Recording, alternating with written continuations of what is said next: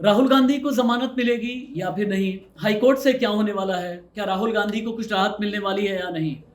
और अगर Rahul worst scenario में, कांग्रेस का जो वर्स्ट सिनारियो है, अगर राहुल गांधी गिरफ्तार हो गए तो फिर ऐसे में कांग्रेस का भविष्य क्या होने वाला है? इस वीडियो में मैं इसी को लेकर के बातचीत करने वाला हूं। नमस्ते, मैं राशिद। मोदी सरनेम को लेकर के राहुल गांधी फंसे हैं। राहुल गांधी को अंदाजा नहीं था कि एक भाषण इतनी ज्यादा मुश्किलें पैदा कर देगा। कांग्रेस को भी अंदाजा नहीं था कि पहले सूरत की लोअर कोर्ट और सूरत की सेशंस कोर्ट से राहुल गांधी को झटका मिलने के बाद कांग्रेस को बहुत बड़ा जॉल्ट लग जाएगा। लेकिन हुआ ऐसा। अब राहुल गांधी ने हाई कोर्ट का रुख कर लिया है। 23 अप्रैल से पहले राहुल को जमानत मिलनी बेहद जरूरी है। जरूरी इसलिए क्योंकि 23 अप्रैल तक की ही राहुल गांधी की जमानत है। ऐसे में अगर राहुल गांधी गिरफ्तार हो गए तो फिर क्या होगा? भारतीय जनता पार्टी, मेरा ऐसा मानना है, मेरा ओपिनियन है कि भारतीय जनता पार्टी बिल्कुल भी नहीं चाहेगी कि राहुल गांधी गिरफ्तार हो जाएं। इसलिए नहीं चाहेगी कि सहानुभूति की लहर आ जाएगी और 2024 में ये कांग्रेस के काम भी आ सकती है। लेकिन कांग्रेस की सबसे बड़ी कमी क्या है?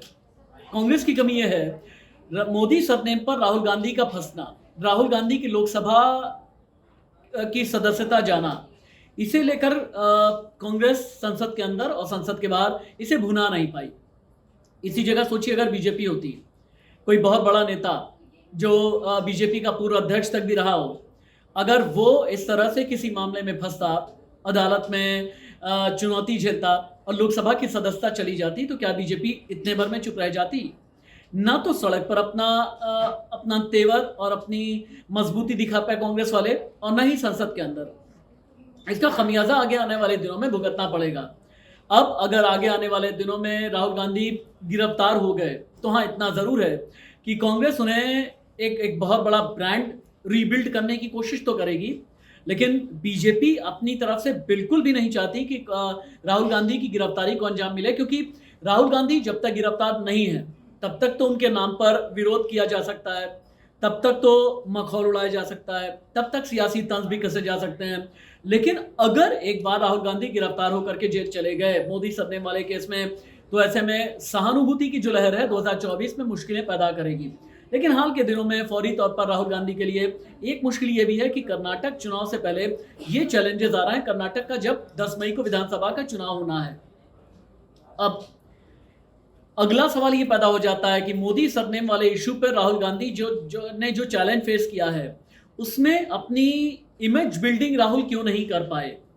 राहुल गांधी के जो रणनीतिकार है ना, मेरा ऐसा मानना है कि राहुल गांधी को ये समझाना चाहिए था कि आप अपने आप को पीड़ित दिखाएं, अपने आप को विक्टिम दिखाएं, सड़क पर जाएं, लोगों से मिलें, गली मोहल्ले में जाएं। अगर आपने भारत जोड़ो यात्रा की है, एक भारत जोड़ो यात्रा के बाद में एक बार फिर से आपको जाना चाहिए, सड़क पर आना चाहिए और ये बताना चाहिए कि किस तरह से राजनीतिक रस्साकशी में आपको बलि का बकरा बनाया गया। लेकिन राहुल के रणनीतिकारों ने ये कहा नहीं। मेरा ऐसा भी मानना है कि राहुल गांधी को जो हिंदी बेल्ट है, जहां पर असल में कहते हैं कि कोई भी पॉलिटिकल पार्टी अपने रिवाइवल का लॉन्च पैड ढूंढ सकती है, और तब जबकि अरविंद केजरीवाल की पार्टी, आम आदमी पार्टी, अपनी लकीर बड़ी किए जा रही है, राष्ट्रीय पार्टी का दर्जा मिल गया है, तो ऐसे में राहुल गांधी को खुद सड़क पर उतरना चाहिए। लेकिन राहुल गांधी सड़क पर नहीं उतरते हैं। राहुल गांधी सड़क पर तभी उतरते हैं जब पूरा प्लान हो जाता है, पूरा इवेंट मैनेजमेंट हो जाता है, पूरी शो बिल्डिंग खड़ी हो जाती है, तभी राहुल गांधी उतरते हैं। अब देश ये भी सवाल कर रहा है कि भारत जोड़ो यात्रा के बाद राहुल गांधी कहां हैं? क्या एक भारत जोड़ो यात्रा भर से आपकी राजनीति पूरी हो जाती है?